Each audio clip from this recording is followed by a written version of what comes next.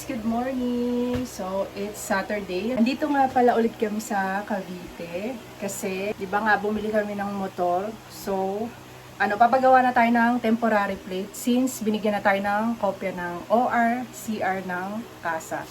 Ayun, saka ko na lang ulit ko kwento guys kung paano yung naging process doon sa OR, CR, paano napabilis, no?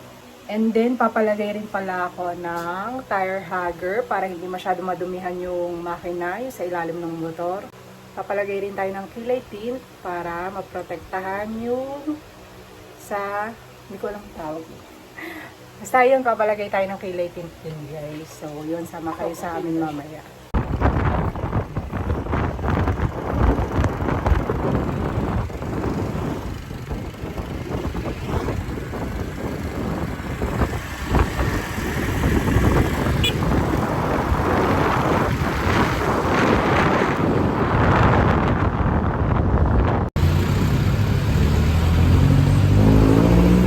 Dito na kami sa Prime guys, kaso wala pa yung magbubukas. Alas 9 dapat, pero alas 10 na.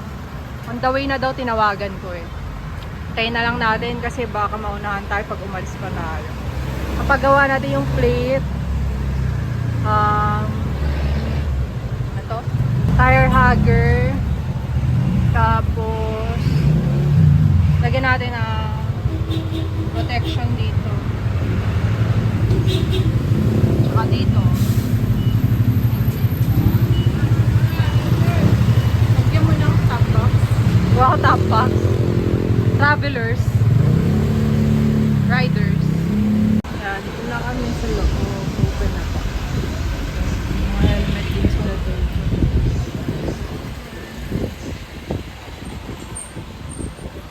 Ibo.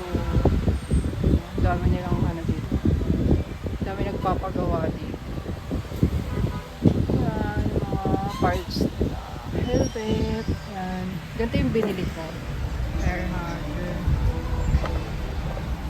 Mamaya ikakabit. Ito naman.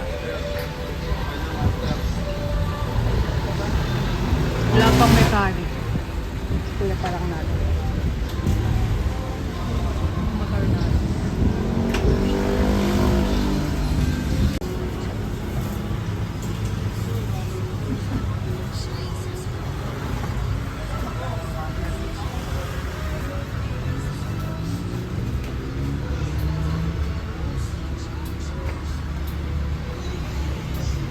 Top box.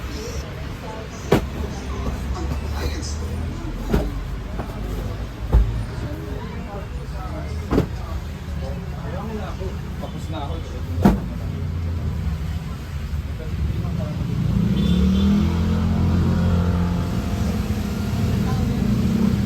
Mga garden.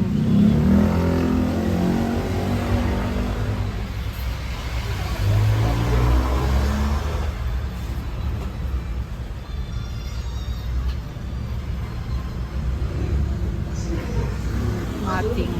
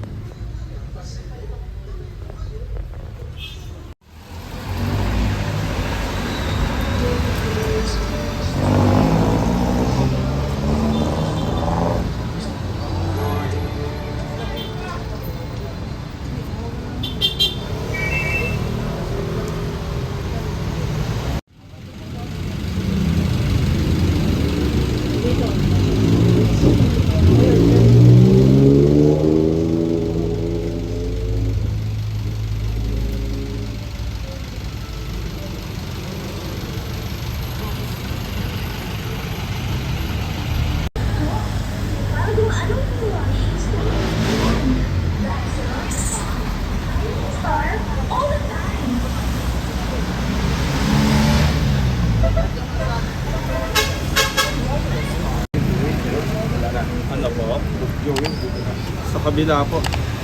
Kasama rin pala yan, kuya. Opo. Ito po yung Pinakasil. opo, para yung buttons natin ipasukan ng tubig. Doon nag-umpisa yung pagpo-blue screen. Okay.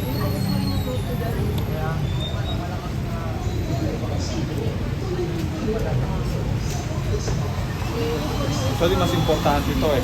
Ah, Kasi po itong screen, 200 pesos lang ang lens niya pag nagasgasan na luma. Pero ito, pag pinasok ng tubig to, nag-ipon sa ilalim na part niyang panel, yun yung mag-moist, nasa 4,000 po ang panel na assembly. Diba kasi hindi na naniniwala. Tapos pag nag-blue screen na yung motor nila, di ba sila magpapagawa. Naman, for the promotion itself. Pero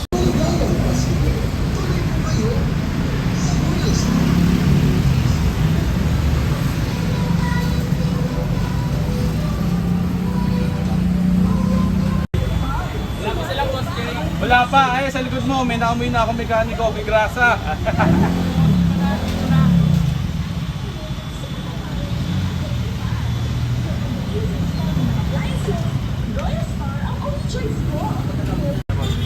Nakikita ng bata mo ako na.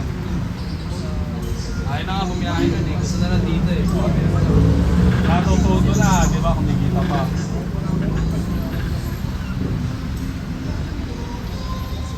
Kaya to Boss Jay? Ito yung lahat doon sa kanya, doon ka sa trusted na shop na hindi ka peperahan tsaka hindi pipesahan. Oo, talaga. Oo. Pag-running 20,000 na. Kaya lang nagastos ka, Boss Jay? Nasa 20 na eh. Kasi ang dami nasira, hindi lang yung makina eh. Oh? Labasan na sira. Kasi ilang to, 80,000 na ba ito? Nasa ganun na eh. Talagang pa-engine refresh na rin talaga. Ano mga sira nito? Yung sa, ano yan, CCD, nasa kung ano. Yung connector. Yun lang. May ginawa na rin kami sa gawaran dati nun eh.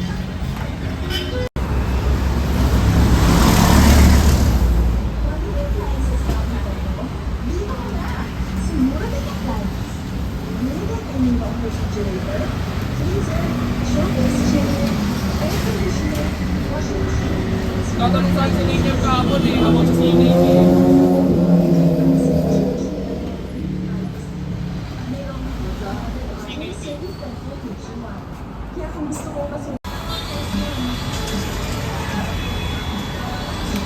Maligayang Pasko po! Tuloy po kayo!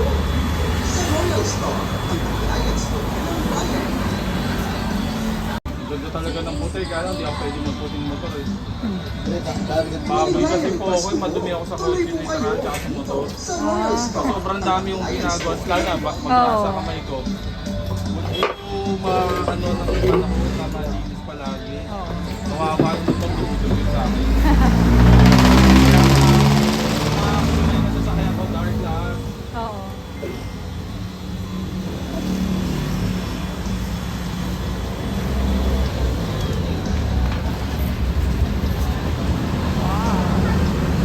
Maintenance pa na ito, boss Jay. Kung ano, kamuha ito, kung pwede ko try.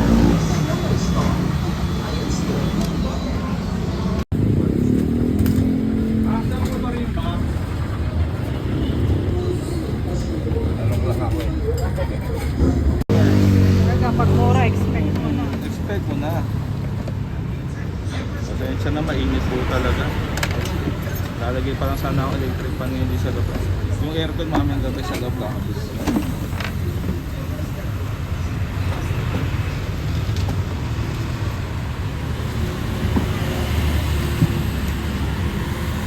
Tapon ng gasolina, hindi siya kakalat sa motor.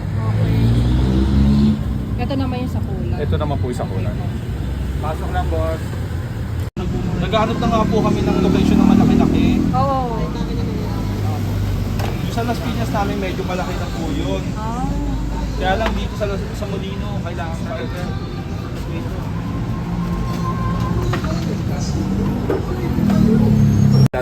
Hanggang dito, oh. Oo. The difference is yung coolant bottle natin napunta na po sa gilid. Mas madali na tayong mag-refill. Then visible na po kasi may itong takip niya may butas. Tapos mas mahaba siya, iwas talsik sa makina. Kaya mas prefer talaga na magpalit talaga. Oo nga. Kasi stock rin naman siya talaga. Kapit ko na, madam. Sige sir.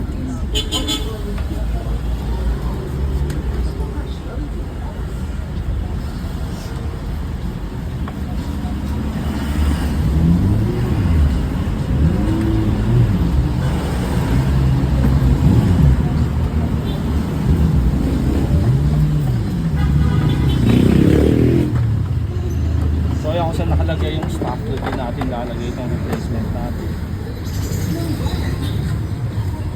Eh, ba't sinabos yung bearing kasi ano? Same procedure lang, tapos na.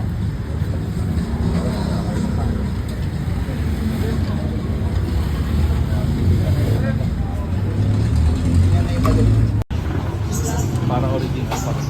Okay.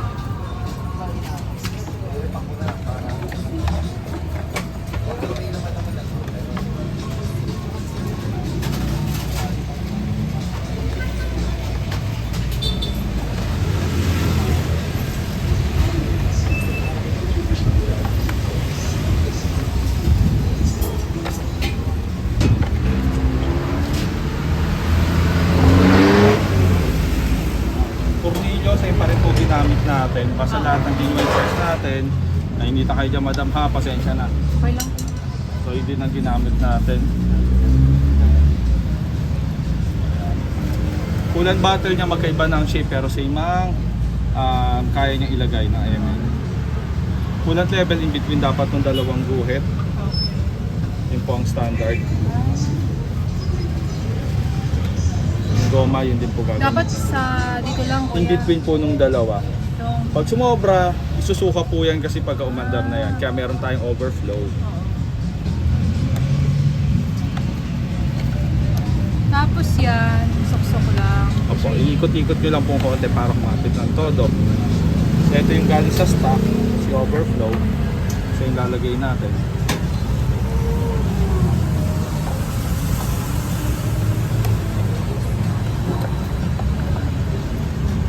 If ever may coolant din kayo niyan dito kuya. Meron naman po. Magkano coolant nyo? Depende sa laki madam eh. Meron ulit, may 100, may 200. Ah. Pero ang kulat hindi naman po talaga kadalasang pinapalitan niya. Ang kulat po hindi po madaling maubos. Oo. Unless merong may sira din. Based sa, sa manual, every 3 years. Pero kami every 2 years, i-drain yung kulat ninyo. Papalitan ninyo ng bago. Pwede rin kayo magpalinis ng radiator. Oo.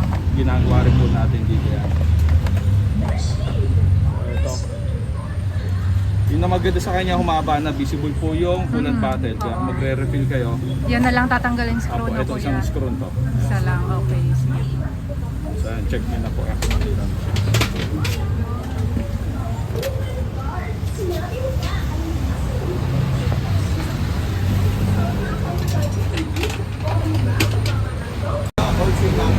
Earrings. Magkano daw dito? May dala kang oil change. May dala kang oil change. Meron na. Bilang. Nasa magkano dyan? Yung screw niya kuya tatlo lang. Opo, tatlo po dito. Malalaman niyo yung parang may washer na umiikot, yun yung sa baba. Ano yung pag katanggal ng screw, ano lang yan? Buhat lang po pataas. Kasama ba? Hindi no? Ito po, ayan lang yan. Tanggal rin yan. Ah, okay. So ito yung tatlong screw. Pagkatanggal nyo po, pipindutin nyo lang ito para lumabog hila na yan. Pag ibabalik ninyo, ito lapag lang yan. Tapos meron na siyang Phillips screw rin naman. Ito po yung buo yan. Ito yung parang iwala yung washer. So ito muna yung tatanggal. Apo, yan po.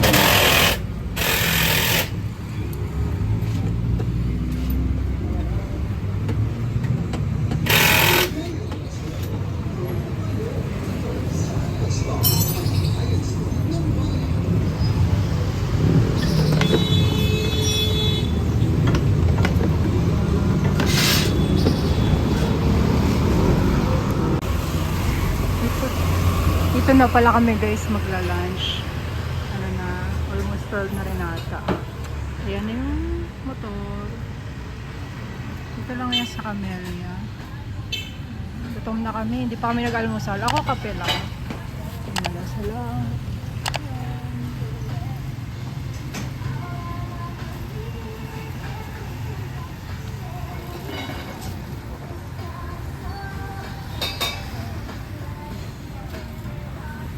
Ate, ano to ate?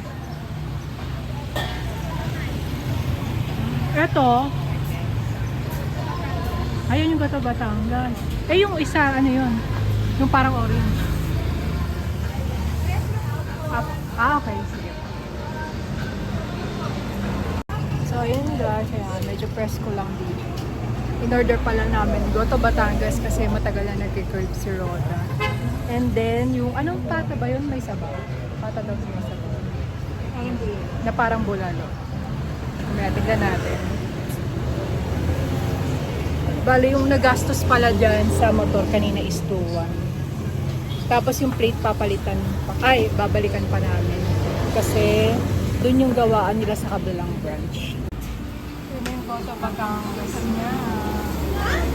Ang layo kasi nung ano eh, pinagkakainan namin dati na nagbabike eh. Victoria. Sa bandang Victoria. Doon pa sa Daang Hari. Ano ba tawag dun sa dulo? Ano yung dulo? Hindi ko alam. Ayun yung pata. Kain po. Si Ate Harang. Si ate parang gusto din kumain. Kung narinig nyo. Parang makamukha. Oo nga eh. Tara, kain na tayo guys.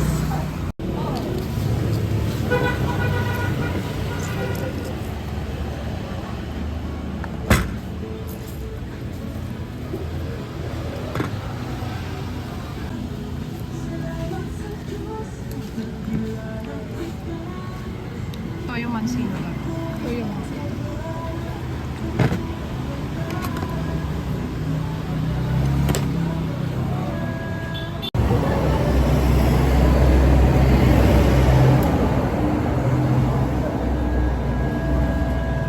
Ano pa?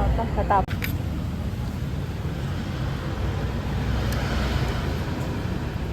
Bata pala.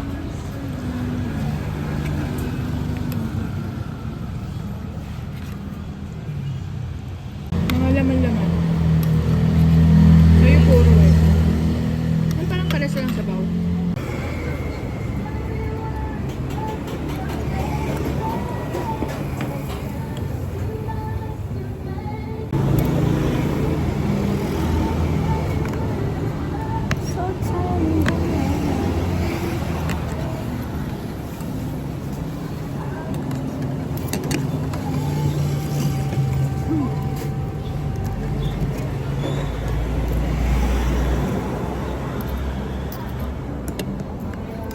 May yellow kaya sila ate. Mamahingi tayo para sa soft drinks.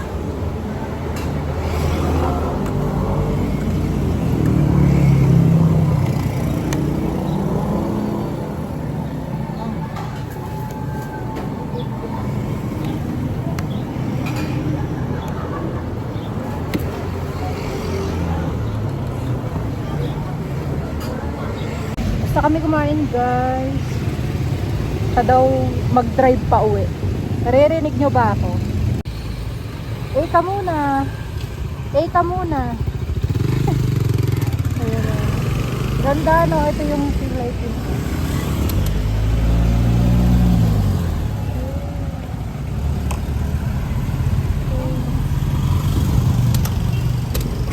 Saan ba?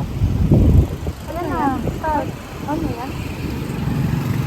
Nakastand ka eh. Tama yan. Hindi na naman. Saan ka man? Saan ka ba? Ha? Saan ka ba? Okay. Kaya bakit ang asim ng helmet nyo? Ikaw lang yung sumuot yan. Ulo ko lang ba masim? Oo. Okay. Sorry. Teka lang ha. Sabihin ko pag...